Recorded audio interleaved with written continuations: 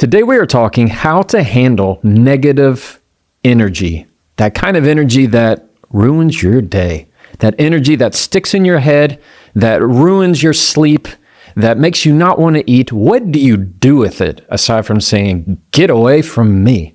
How do you handle negative energy? That's today's episode. You ready? Let's go. Welcome to the Jefferson Fisher Podcast, where I'm on a mission to make your next conversation the one that changes everything. If you enjoy learning tools to improve your communication, I'm going to ask that you please follow this podcast, subscribe to it wherever you're listening, and in exchange, I can promise you that by listening and subscribing to these episodes, I'm going to make you a better communicator. Thank you. Today's episode is brought to you by Cozy Earth. One reason I love Cozy Earth, although there are many reasons, is today they're bath sheets. Yeah, bath sheets. They're not just towels, they're actual sheets, about as tall as I am. Does that sound like too much? Maybe, but it's not. They are the best. I like to actually throw them in the dryer, like for a hot second before I get them out, and it's like heaven for a second. You need that part of the day where it just feels nice. That's what I get. Cozy Earth makes the best bath sheets. Bed sheets, yes, but right now I'm all about their towels. So if you like hand towels, bath towels, anything like that, and you're at the age that it matters, you need to go check out Cozy Earth. CozyEarth.com/Jefferson. Use the code Jefferson for up to 40% off. That's CozyEarth.com/Jefferson. Use the code Jefferson for 40% off. And now, back to the episode. To me, the number one thing that makes negative energy so harmful is that it physically affects me. It's not just the words, it actually presses on my emotions and how I feel, and all of a sudden I don't want to eat, and you know what, I'm kind of in a bad mood, and I really can't focus, and I'm not in a good state of mind to be with the kids and be a good husband, and it's just everywhere, and you feel like you are just weighted down on it. You ever felt that? I'm going to tell you how I handle negative energy. And by the end of today's episode, you're going to know it too. You ready? Number one, you don't absorb it, you call it out. That means we're going to name it out loud. And what's that going to do? It's going to make sure you're able to now control that energy, where it's now not just part of you, it's now off of you. There's a buffer that we're going to put in place. Number two, you don't react to the negative energy. You call out the truth. Respond to the truth. A lot of the times people put their words in really bad wrapping paper. The message itself is okay. It's that they just did such an ugly job, a lazy job putting it and packaging it, that it's not worth even accepting. That means we're going to send it right back. And number three, protect your presence, not the problem. Whenever you start focusing on the problem, trying to fix them, trying to do everything about them, well, then you've lost your own presence. And that, I'm just not going to tolerate.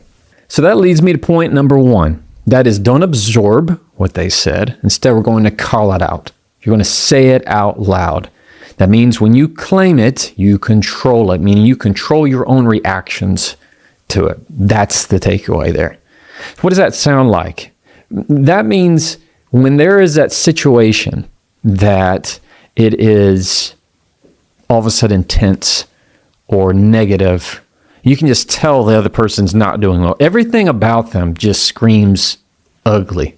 I'm not talking in their face. I mean like everything about it is kind of makes you sick. You can tell it's not making you feel good. You want to kind of back away. You want the distance. You can tell it's just negative energy.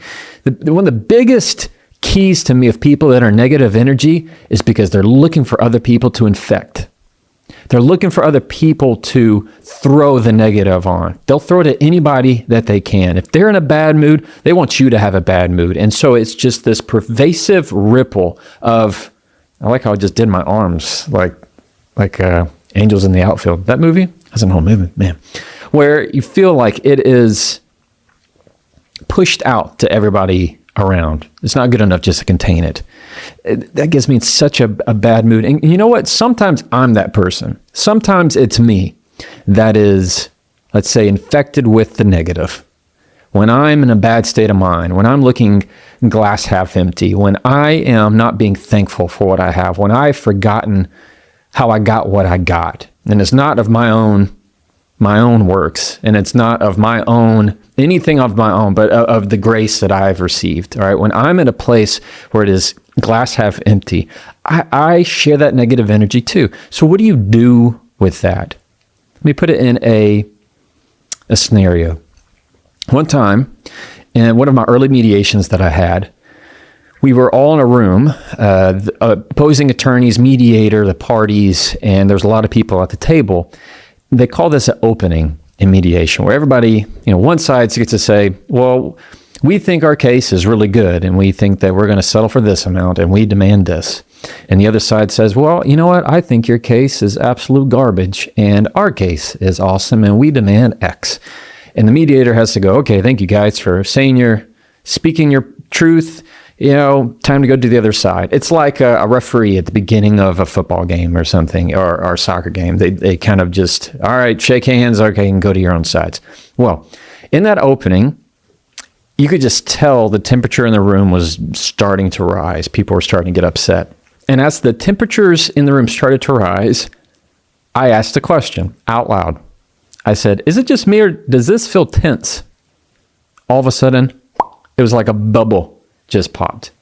Everybody kind of went, oh, no. I mean, we're not trying to be tense here. Oh, no, we're just explaining. And all of a sudden the temperature rose down. When you call it out, you're able to take better control of where that energy is coming from, and it starts to lower. So when you feel that negative energy, what do I want you to do? Call it out. You can say the same thing as me or ask the same thing.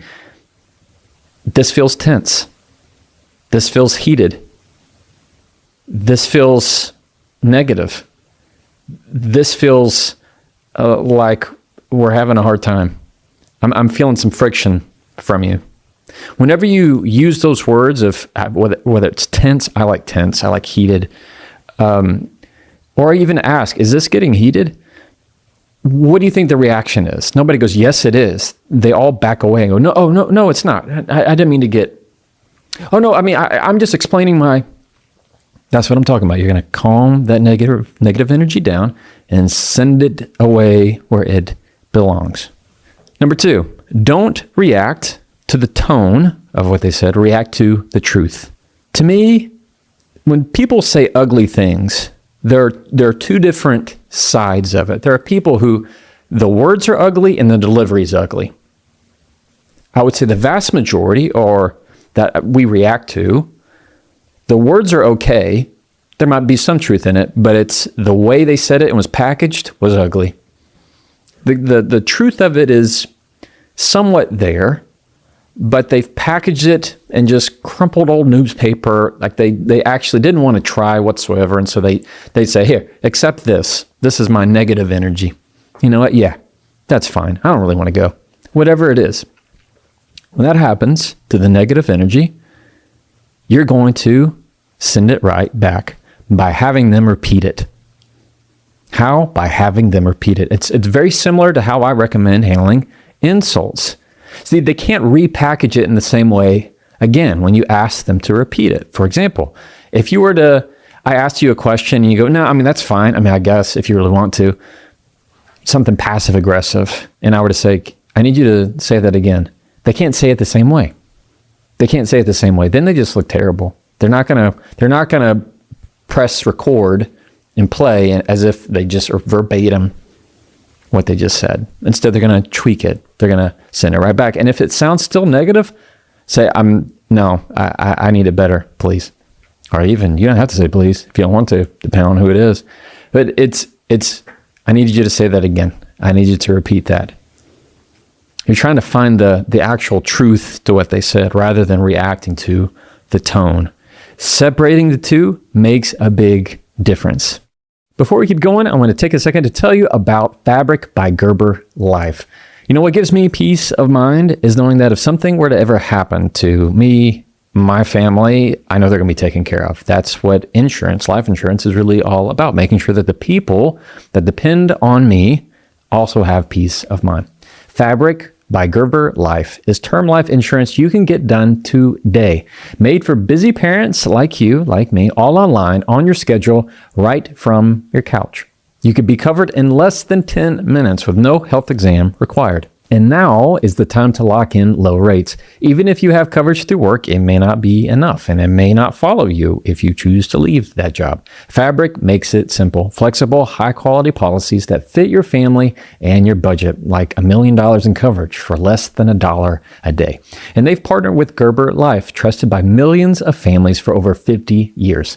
Join thousands of parents who trust Fabric to help protect their family. Apply today in just minutes at meetfabric.com/Jefferson. That's meetfabric.com/Jefferson. Policies issued by Western Southern Life Assurance Company, not available in certain states. Prices subject to underwriting and health questions. And now, let's get back to the episode. And number 3, protect your presence, not the problem. When people are sending out negative energy, we often have this habit of trying to focus on them, where everything we think about is the problem, and we worry about it, and we stress about it, because we want to fix their negative energy. Stop it. You cannot control another person's mood. You cannot make somebody happier. That is their choice. Sure, you can say things. You might give something. You might spend some time. That can help affect it, but you do not make the choice for them. There is not a button. There's not a phrase. There's not a switch that you can give that is going to magically change somebody's mood. If there was, we'd all have a lot less problems in the world. Amen? What I'm saying is, whenever somebody's given that negative energy to you, don't focus on, oh, I have to fix them and there's nothing I can do. And and it gets wrapped up to where you're draining all of your mental energy on that. You're draining your mental energy. I get that way sometimes when, let's say, this is a way to kind of relate this thought. I'm somebody that once I get on a project, let's say I'm putting together some shelves, or I recently was migrating some files between like Outlook and Gmail or something, and I am in the weeds on something, I have to see it through. I mean, I got to finish it. I don't like an unfinished task. I need to be able to see it through. So if I'm putting together shelves, you kind of just like get in this tunnel vision of like, don't ask me anything. I'm in this. All I want is to do it, and I can't put it down. I have a hard time putting it down. Even if it's like dinner time, maybe, or it's time to eat or take a snack, you don't want to do it. Nope, I'm in the zone. We do that a lot with people that have negative energy. We focus all of our attention on it, so much so that we forget the happiness that is happening in our own day. We forget the positive that is right there in front of us. We forget the gifts that are right there for ours. Should we just stop and look and seek for it? If you seek it, it will be there. To see my child trying to have affection towards me in that moment, rather than me being so locked in on finishing the shell as I go in the bathroom. Anything like that. It's you dropping it to where it's not focused solely on the problem. Instead, you are making sure that your mind acknowledges the negative energy, but it neither matches it nor tries to attach to it. That's the difference. That's how you handle the negative energy. Today we learned, 1, you're not going to absorb it, you're going to call it out. Meaning you're going to say something like, this feels tense. This feels like it's getting heated. This feels really negative. I'm getting negative vibes from you. Naturally, it just all of a sudden has the opposite effect. It calls it out. The negative hates sunlight. It hates it. It runs from it. Number 2, whenever you feel like somebody is trying to put their words in a bad package, send it right back. You don't have to accept it. Just return to sender. I need you to say that again. I need you to say that again. Number 3, respond to what you know is your truth. Respond to your peace. Focus on your peace, not the problem.